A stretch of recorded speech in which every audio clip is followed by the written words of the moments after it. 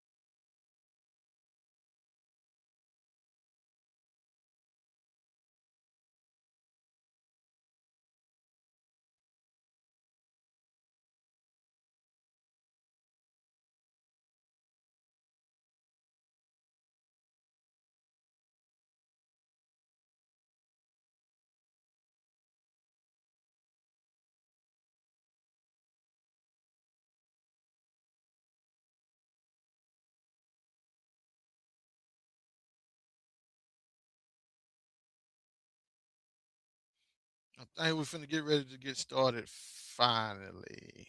Let's get ready to rock and roll. Hope everyone is having a fantastic evening. Let's see. Get this turned around this way.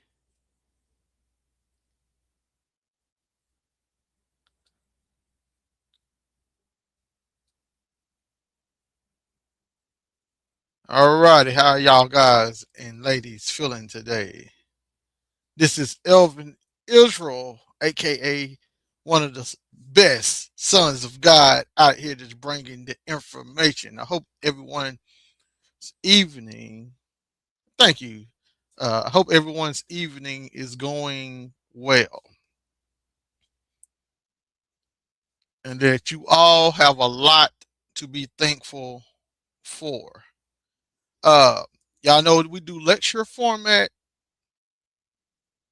when we bring out this information, and I hope that I say something that can stick to your heart, your mind, your soul, your body, that you can spread the good news on what the Lord has in store for his people and what he has given us.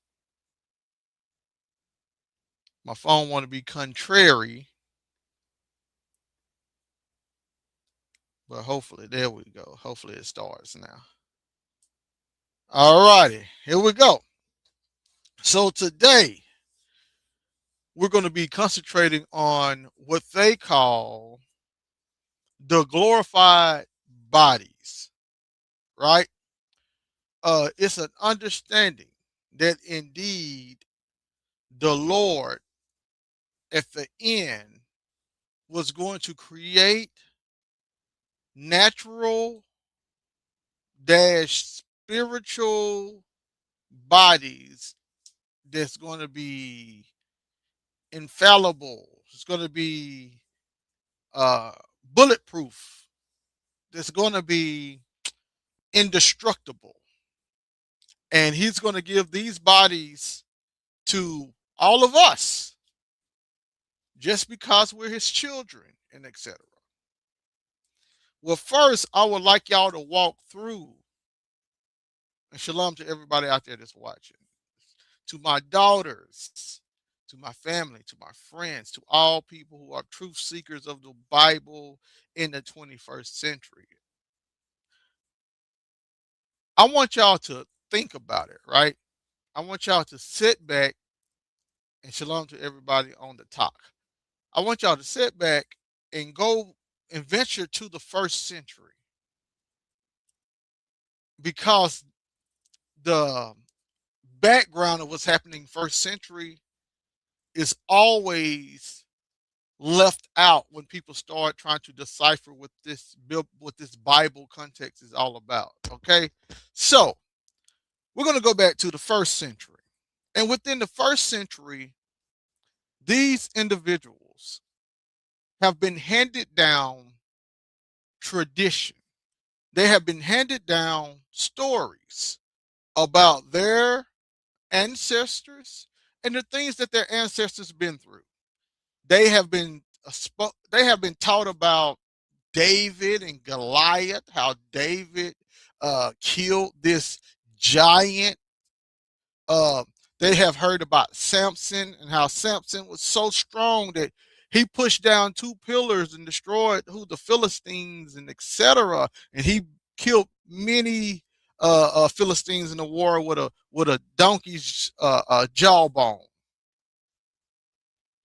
How Moses brought the children out of Egypt, it how he through the works of the Most High parted the Red Sea and they was able to walk through it, and how manna came down from heaven and fed them while they was in the wilderness. Um, how the two spies of Caleb and Joshua, I believe, how they went inside and spied out the land of Canaan, and how eventually coming down of Jericho, when the priests marched around the city 7 times and blew the horn, the Lord gave Jericho into the hands of Israel. So they have been handed down all these stories, everybody. They did not experience these things in the first century. These are hundreds and thousands of years later. This is what, about what, five 500 years after Daniel, first century comes around, and etc. So they're reading manuscripts from their past, and they're believing the literature in the manuscript.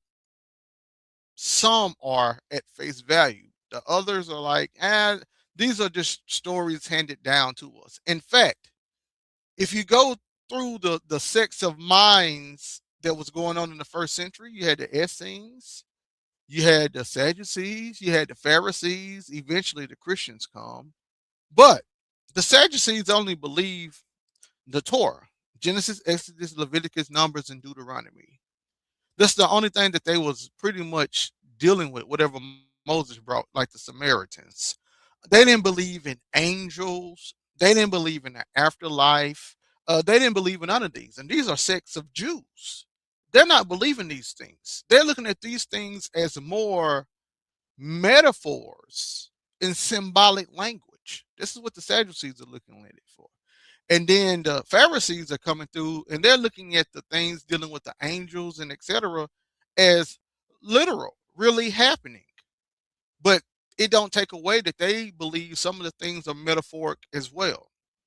And today in the 21st century in America, of course, we believe none of it is metaphorical. We believe all of it has to be hyperliteral.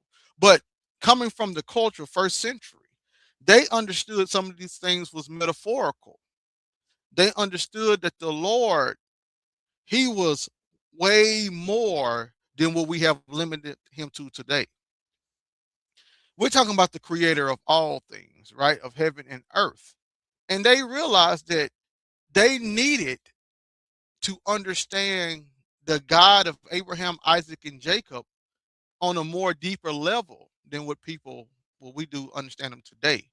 So to make a long story short, once you actually start studying the New Testament and how the New Testament is looking at the Old Testament, the New Testament use more words like allegories and metaphors and tradition, the tradition of the elders. Paul is saying, hey, these things can be looked at allegorical to explain or expound more about the kingdom of heaven. Christ did the same thing. So we're talking about a time period in which they want people to start thinking more deeper about the information that came from their Torah and their Tanakh, their laws and prophecies, right?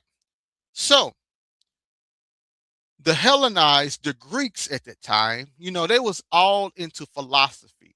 They was all into trying to find out the deeper meaning on how the world works. Well, the response from the Jews, because some of the Jews got caught up in it, the response from some of the Jews is, hey, our literature is deep. It's deeper than just reading it and taking it at face value.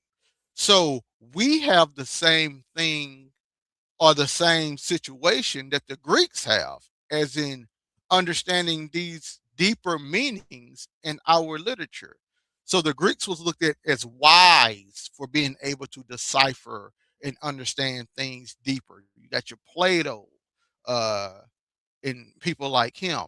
Um, I think Pythagoras was around that time. You got people like that. These deep thinkers is coming from the non-Israelites. So they like, hey, we got some things that need to be thought of deeply as well. So you're seeing that being expounded in the New Testament.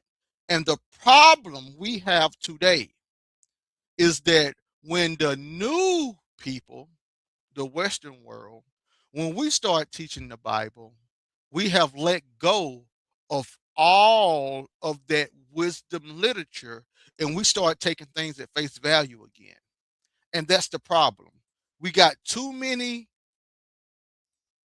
face value teaching people out there who really, and I'm just going to be blunt, have no idea what they are talking about. They have literally changed the Bible to fit their current situation and people. The Lord wasn't coming. He didn't have Jesus come to the earth. He didn't have the church get persecuted in the first few centuries, even up until today. He don't have all of that going on in order for Americans to feel good or bad about their situation and how the Lord deals with them. That's not what the Lord was trying to accomplish. In his spiritual book, he's not looking at how you can stop paying taxes or stuff like that. That's not what the Lord is accomplishing. So today we're going to go through the Bible dealing with the glorified bodies so we can actually understand what the Lord was explaining to the people, what was going to befall them after Jerusalem fell. So this has some inclinations all the way up into us today, but we're going to talk about the truth. And here's one. The Lord isn't telling anyone that he's going to turn them to Superman or to Super Saiyans or to anybody off of Marvel Comics. He's not saying that you're going to be able to walk through walls like Jesus Christ. You're going to be able to stand on water like Jesus Christ. In fact, that you're going to be able to call somebody from the dead like Jesus Christ. These were all signs and wonders for Israel to believe he was the Messiah. So the Lord allowed him to do these things for signs and wonders for the Jews as well as the Greeks to believe. The Bible literally says this. It says that, I think in John, many more things could have been written, but they was not. But these things was written in order for you to believe.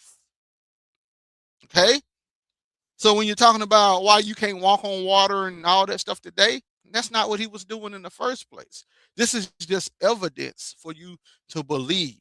Now, let's get ready to rock and roll. The glorified body.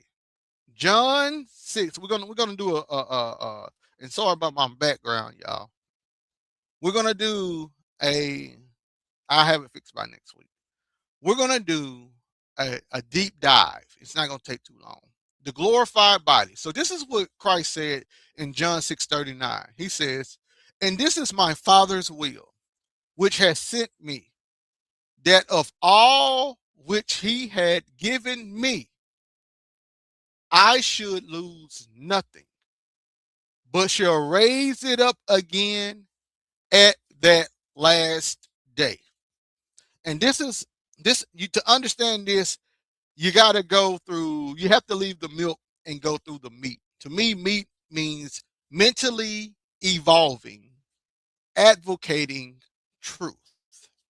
Mentally evolving, advocating truth. So you have to go through the meat in order to understand how the glorified body works. So Christ has already made it be known that he's not doing his will, he's doing the will of the Father. And he's not going to lose anything. But at the last day, he's going to raise up everything that belongs to him. All right. So let's look at quote unquote the last day. Quote unquote the last day. Give me about 30 seconds to get this all together. I'm gonna put that right there so we can have it all functioning how it should function.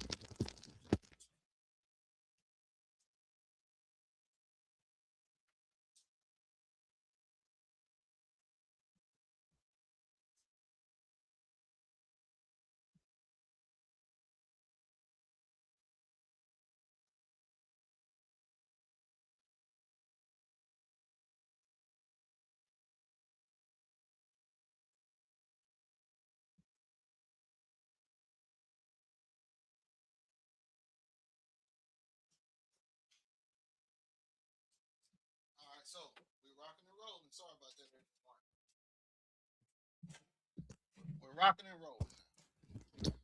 All right, so we're gonna talk about this last day resurrection because these words, last day, usually get people confused.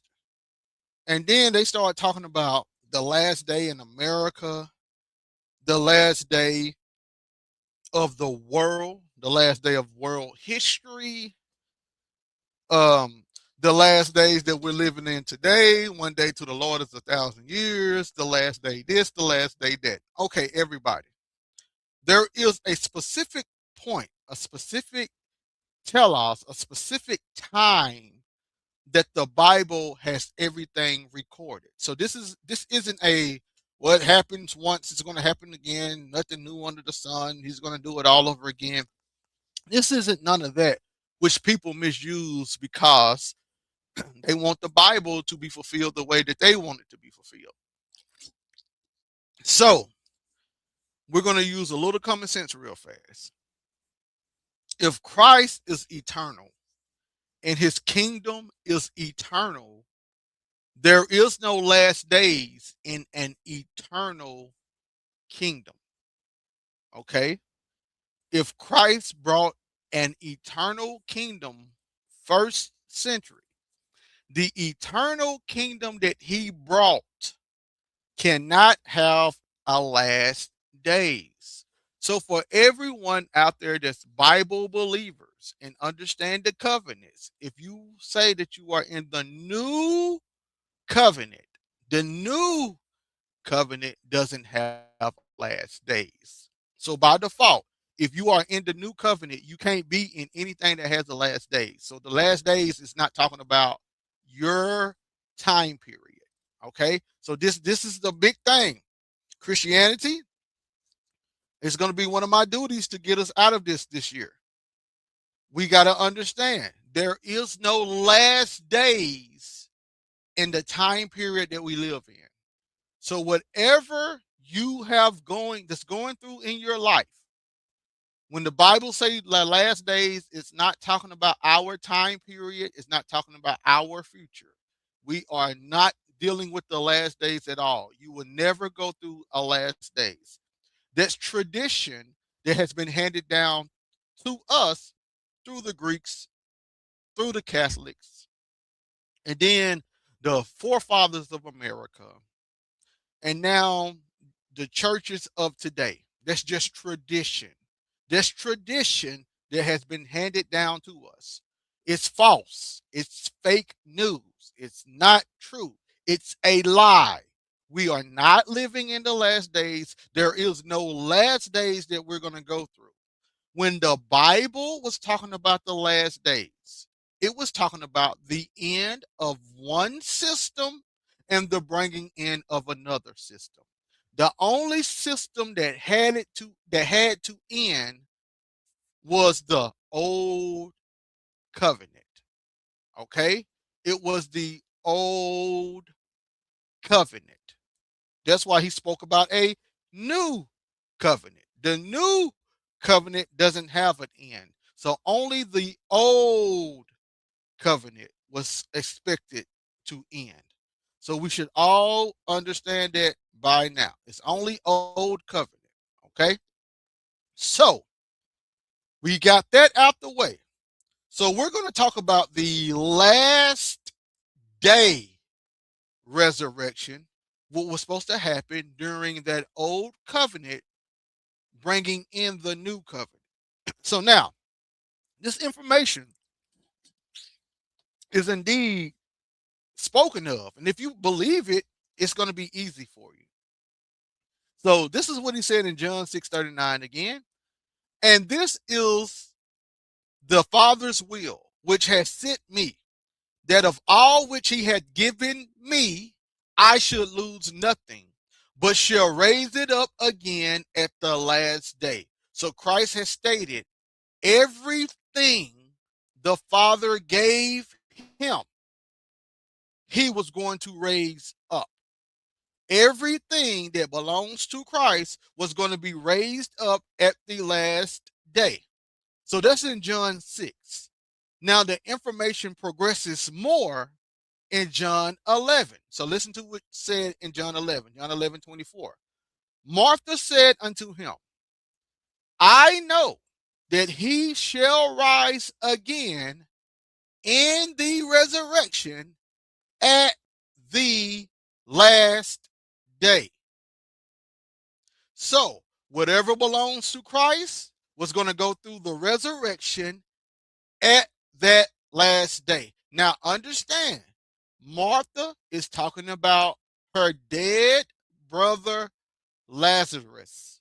So Lazarus, who was physically dead at this time, when Christ said he's gonna rise, she's saying that I know that him being physically dead was going to rise again at the resurrection at the last day. And you can find this in Maccabees as well. So Israel had an understanding. Now, when I say Israel, I'm not talking about the Sadducees, okay? But Israel had an understanding that dead people, physically dead people, was going to be resurrected at the last day. This is understood. We cannot take that understanding from them. In fact, Revelation 20 speaks on this same thing. Let's listen to what Revelation 20 says, verse 5. And the rest of the dead did not come to life until the 1,000 years were ended. This is the first resurrection. Now, John comes up on the scene speaking about a chief, which is another word for that first right there, a chief resurrection. So John hints on another type of resurrection, but the chief resurrection was dealing with the people who were physically dead coming back to life. So this is one of the resurrection understandings that was supposed to occur. Now notice though, it was stated that the resurrection was going to happen at the last day, right? At the last day, which John, being John, knowing this wisdom, he comes back with this millennial reign, which happens at the first resurrection, what happens in the last day. So him knowing the element on how people use one day to the Lord is as 1,000 years,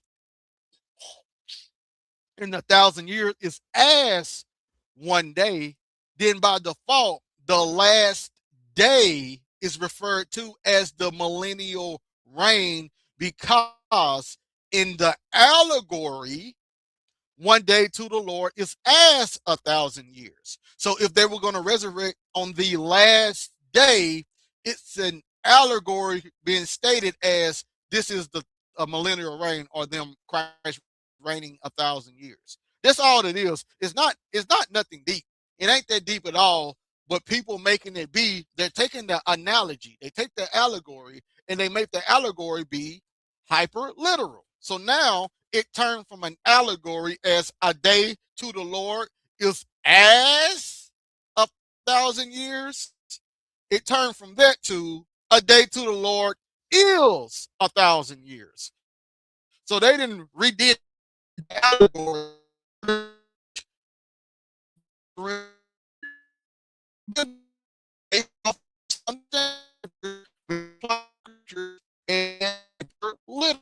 So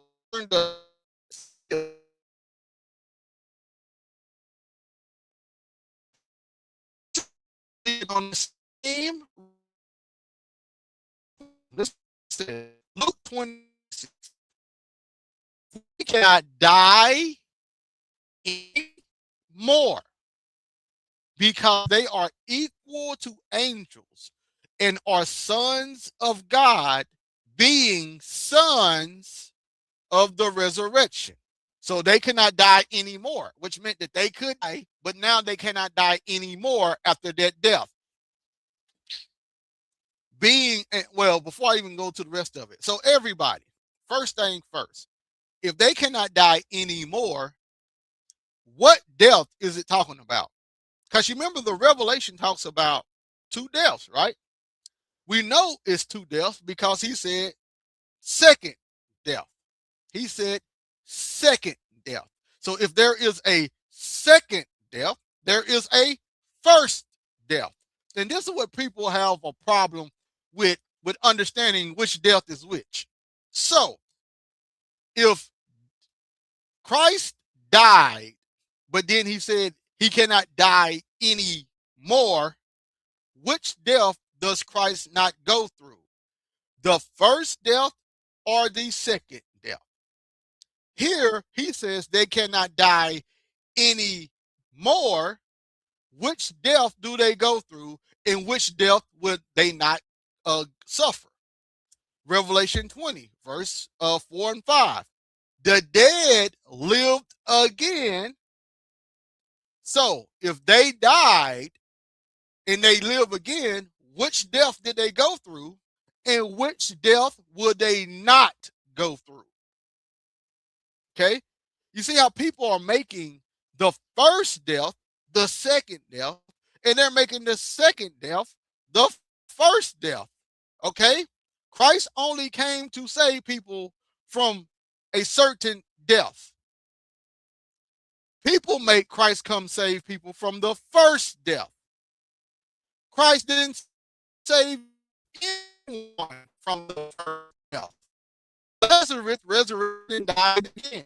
The disciples died the first death. Everyone who has followed Christ has died the first death since Christ's been on the scene. For 2,000 years, every person has died the first death. Every single person that has followed Christ. So when Christ said they will not die anymore, he cannot be talking about the first death because they all died that death. But guess what? You can die the first death and then die the second death. You can die the first death and die the second death. So when he said they cannot die anymore, which death are they talking about? See, guys, Christ was never here to prevent you from physically dying. Never. That's tradition being handed down amongst everybody. All right. So let's keep going on. We're going to look at what's being stated now. So now we understand. It says, can you repeat exactly do you understand by first death and second death? Okay, he just want to know what I mean by first death and second death. First death, physical.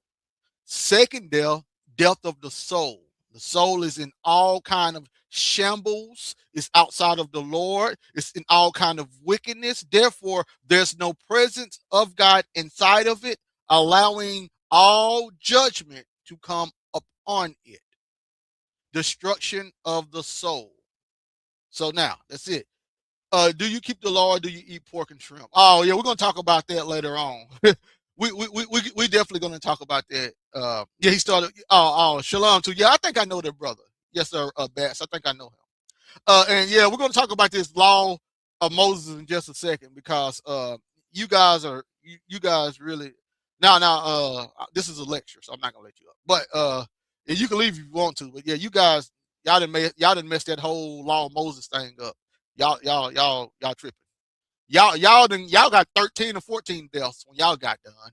You died when you went into captivity, and then we died when we quit listening to Jesus, and then we died when we go through the curses, and then we go through the second death when we do this, and then we're gonna die physically. Y'all got like 18 or 19 different deaths. So everyone who said we're still under the law of Moses, all of you guys need to shut your Bible and just come to any Christian church, and start from scratch. I don't even care if the Christians are off. A lot of them are off, but they got it more together than you guys. You guys gotta just stop what you're doing and come to the Christian church, and then let's start it over from scratch because y'all tripping. But anyway, so this is what's stated about this. This is what leads up to this glorified body. 1 John 3:2. 1 John 3:2. And shout out to my brother Wisdom for making this. 1 John 3:2. Beloved, we are God's children now, and what we will be has not yet appeared. But we know that when he appears, we shall be like him because we shall see him as he is. And people use this verse to talk about some type of supernatural sci-fi body we're going to get, because when Christ come back, he's going to have a supernatural sci-fi body. What people forget is this right here. Acts 1:3. He presented himself alive to them after his suffering by many proofs, appearing to them during 40 days and speaking about the kingdom of God. So this is the body that he had already had. He didn't already had the body that he could appear as different individuals, aka they do not recognize whom he is until he opened their understanding. So he definitely can't look like he normally look. This is after he didn't walk through the wall and appeared before them and etc. So the body that people are looking as an analogy that we're going to have, that body that he was doing all of these glorious things with, they saw that body. They saw the body that walked through the walls. They saw the body that was resurrected from the dead. They saw that body that still had the puncture wounds in the hands. They saw that body that could close and open understanding. They saw that body already. But what John is saying is, we don't know how we're going to be. We just know we're going to be like him when he appears. So it cannot be talking about that same type of body that people use as an analogy to be a superhero. It's not talking about that body. That's not what it's talking about at all. It's not talking about the body that's going to walk through walls and going to be able to change forms. That's not the body that it's talking about, people.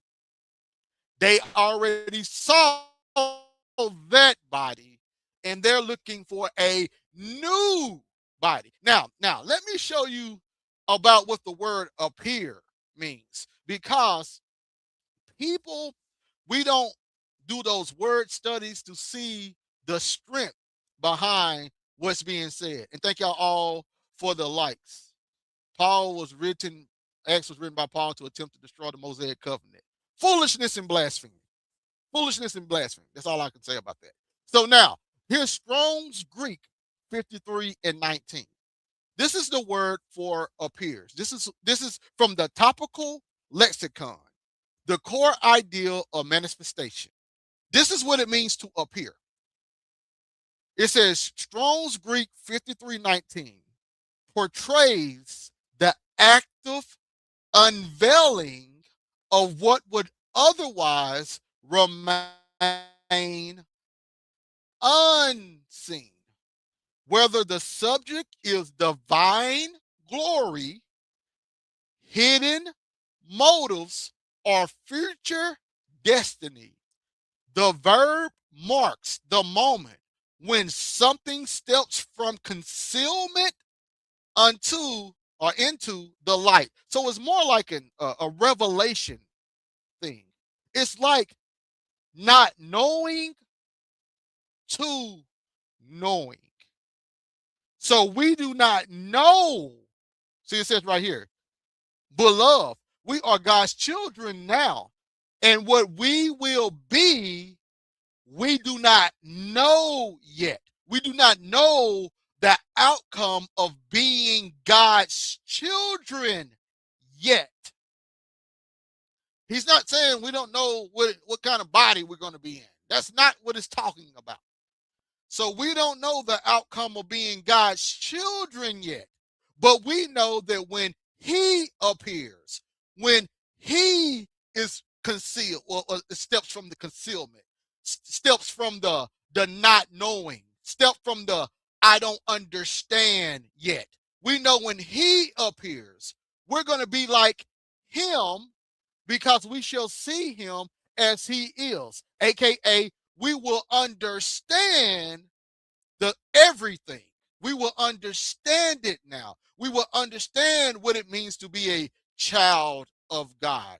We will understand what it means to have a glorified body, and etc. We will understand what all of this means. So that's what's stated in First John. But shout outs to big brother Paul. He kind of gave us the understanding. He gave us what it all meant. But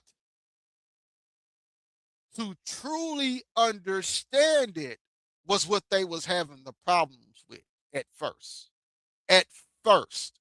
We shouldn't have that problem, because we are 1,000 years in the futures of when this stuff actually happened. So they had so many expectations of what's supposed to go on. They expected a big battle. They expected a lot of people being killed. They expected people being put in servitude.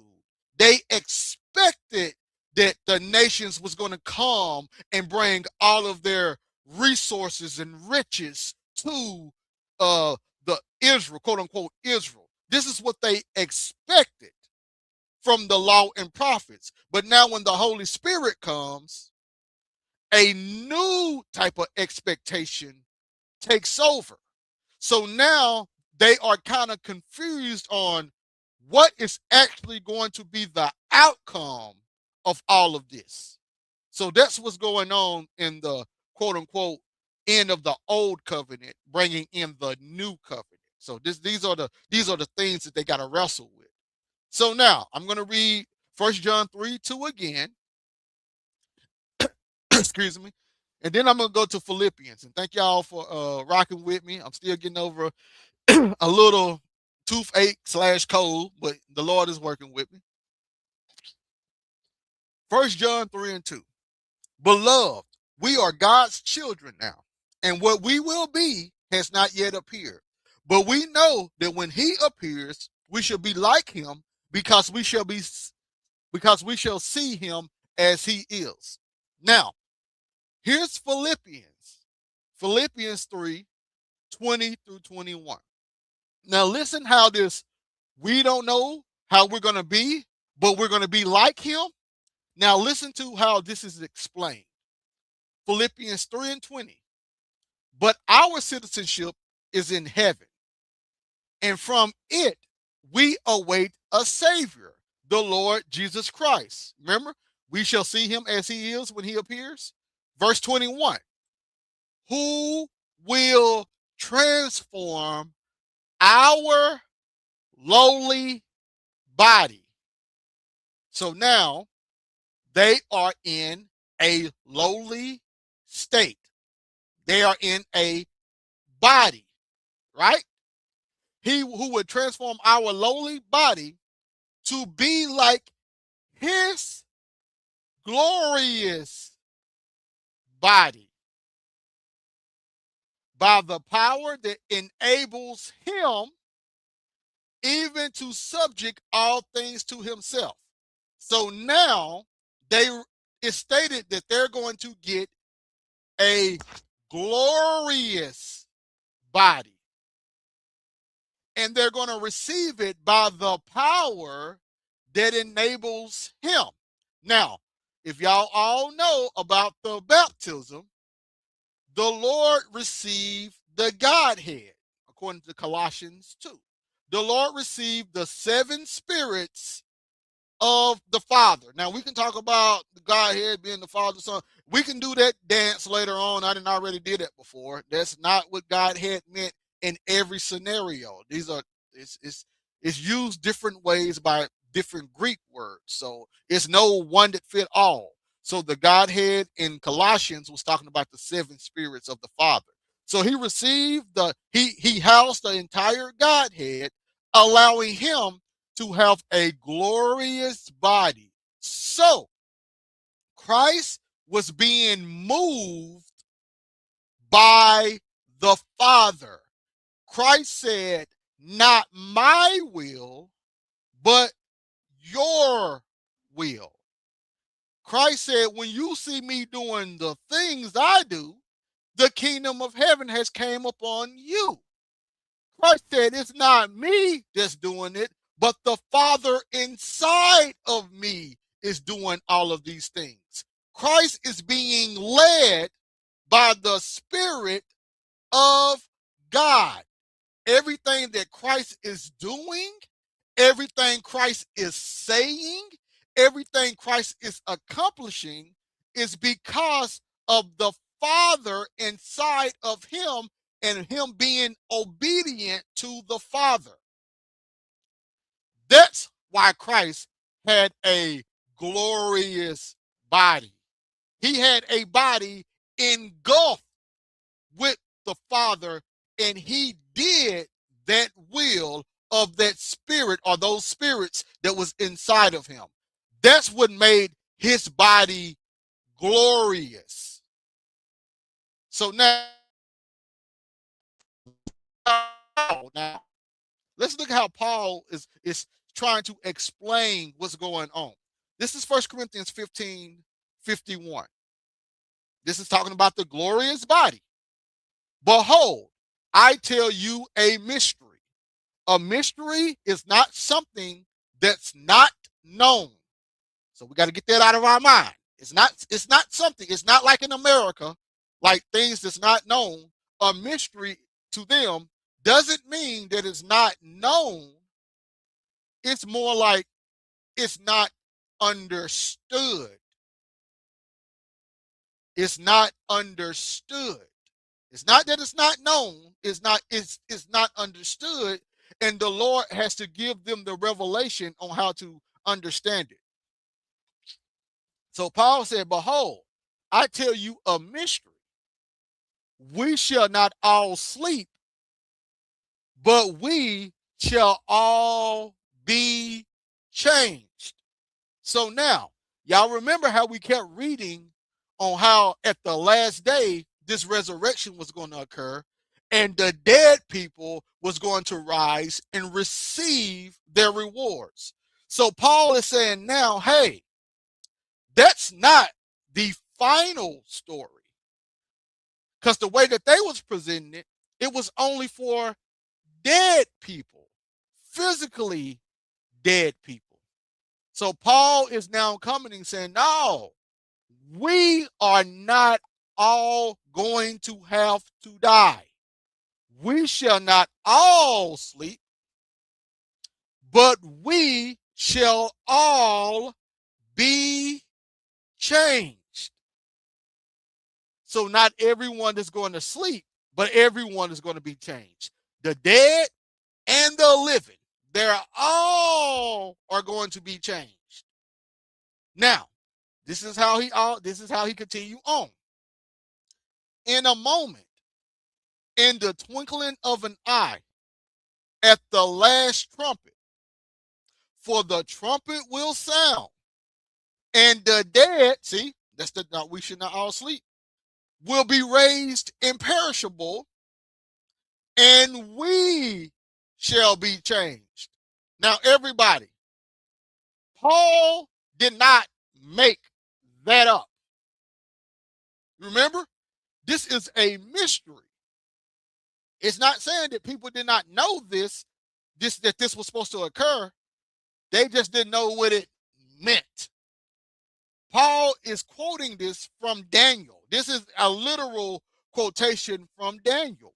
Paul just added at the last trumpet for us to understand as readers what's creating the change. If you know what the last trumpet is, you know what created the change for the glorious body. But we're going to go through that in a moment. So, this is Colossians 3 and 4.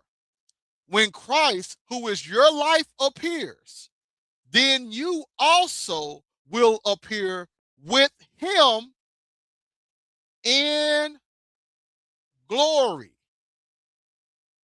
See, that's that whole we shall all be changed. Paul has already explained it, how they're going to be changed in glory. They're going to be in his glory. He said he's going to transform your lowly body, a perishable body, a corruptible body, and to be like his glorious body. You're going to go into his glory. You're going to be just like him in glory. Now, that might not mean anything to anybody at any time. People can say that hasn't happened yet. You might not know what that means.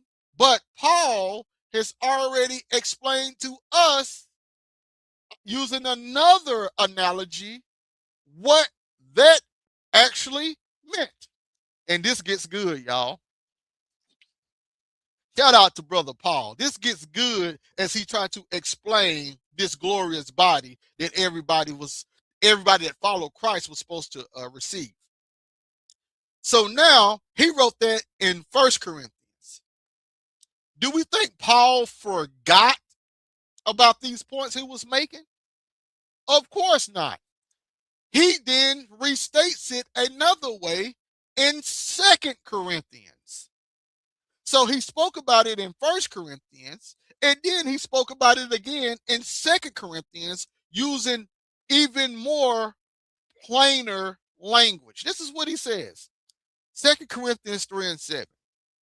Now, if the ministry of death, carved in letters on stones, came with such glory that the Israelites could not gaze at Moses' face because of its glory, which was being brought to an end. So that's verse 7. Moses' face received glory, and they could not gaze at Moses' face because of the glory. But that glory that Moses received was going to be brought to an end. Here's verse 18. And we all, with unveiled face, beholding the glory of the Lord, are being transformed into the same image from one degree of glory to another. For this comes from the Lord, who is the Spirit. So they're being transformed into one degree of glory to another. But we gotta really know the story and look at the exact words that's being stated. Because if you don't know the story and look at the exact words that are being stated, it's easy to overlook what Paul is actually teaching.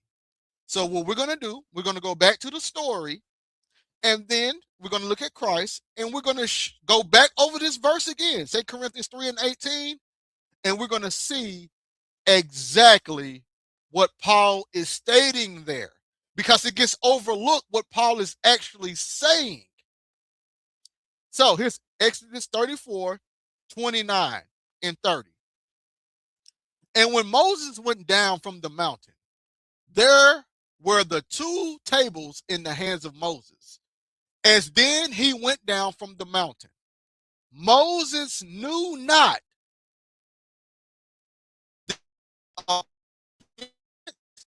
of the skin of his face was glorified when God spoke to him. So we get it here? Now, why was Moses' skin glorified? Because God spoke to him. Now, look at verse 30. And Aaron and all the elders of Israel saw Moses, and the appearance of the skin of his face was made glorious, and they feared to approach him. So here, the glory was the brightness of Moses' skin because God spoke to him. And then y'all know the rest of the story. Moses had to wear a veil over his face because the children of Israel was freaked out that this man was going around glowing like a light bulb, which is very much what anybody probably would have done, even in today's time. Let somebody walk beside you and their face is shining like the sun. I'm pretty sure you're not going to want to be around them. So this is pretty much human reaction. But the point was, God spoke to him. His face began to shine. That's considered glory from the Lord. So Moses went up, received a covenant, which is the 10 Commandments, the tables of covenant. He came down and his face was shining. Okay? Now, let's look at how Christ does this. Matthew 17:2. And he was transfigured before them, and his face shone like the sun, and his clothes became white as light. Notice, just like Moses' face starts shining like the sun, Christ goes up on the mountain and his face shines like the sun. What's the first difference that we should understand? Moses' face shining like the sun was shown to Israel. This is something that the narrative have them seeing visually with their eyes. Now, when the disciples saw this, they were in a vision. So they saw this with their spiritual eyes open. So let me make this point because it don't need to get overlooked. Christ always looked like this. He always looked like this. but his glory could only be seen in a vision. So in the realm of spirits, he looks just like this. He's shining. And I'll prove that in a second. But he's shining. He's glorified. He has glory. In fact, I think in was it Second Peter, they said we saw the glory of the Lord when we was with him in the mount. So this is talking about him shining, but it can only be seen through a vision. It wasn't seen with physical eyes in their socket. It had to be seen inwardly. The Lord was dealing with them inwardly, so they saw it with their spiritual eyes. So now this is Revelation 1:16. In his right hand he held 7 stars. From his mouth came a sharp two-edged sword, and his face was like the sun shining in full strength. John the Revelator is in a vision. He's having a vision. He's able to see what the Lord actually looks like. We got the disciples. Was it Peter and was it John? It was another one, maybe Andrew, but whoever.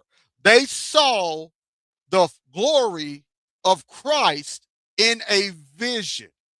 So what Moses looked like on to the carnal man is what Christ looked like to the spiritual man. Hopefully that all is making sense.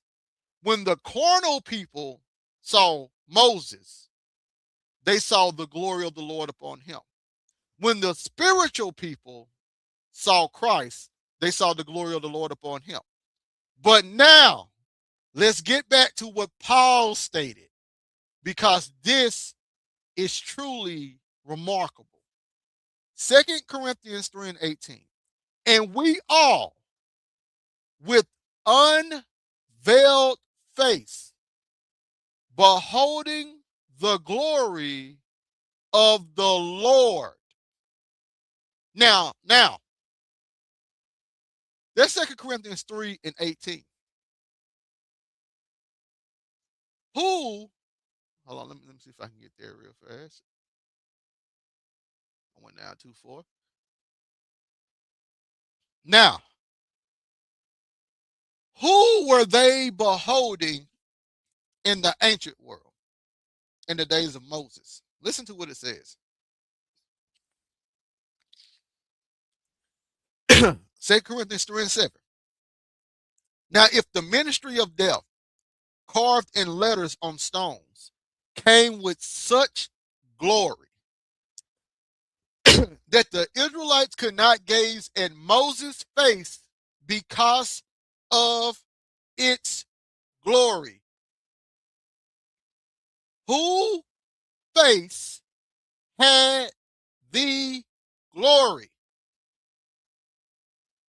Moses' face had the glory. But even though his face had the glory, the Israelites were not meant to look upon him. Let me read it again. Let me read it again. And thank y'all for rocking with me. So far, so good, hopefully. And this cold is trying to get to me, so we ain't gonna let it win, though. We ain't gonna let it win. So it says it right here. 2 Corinthians 3:7. Now, if the ministry of death, carved in letters on stones, came with such glory that the Israelites could not gaze at Moses' face because of its glory. So that means that Moses' face had glory that the Israelites were not to look upon. So now, that's the old covenant. What's stated here? And we all, with unveiled face, beholding the glory of the Lord. So they're not looking at the glory of Moses anymore. They're looking at the glory of the Lord. So this is for the law people, the law followers.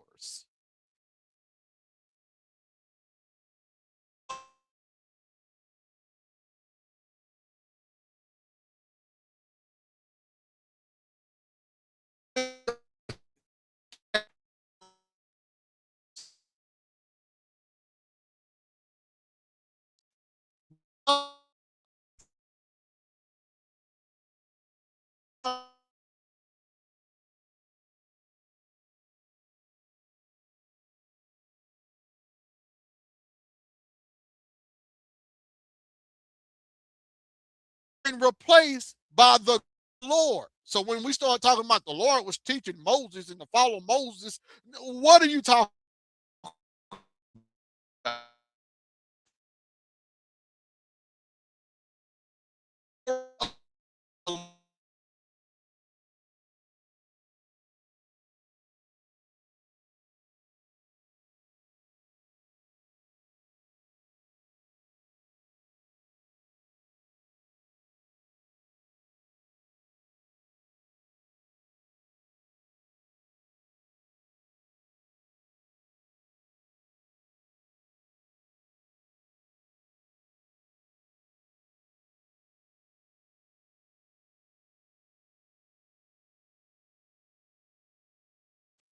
Let me say that again.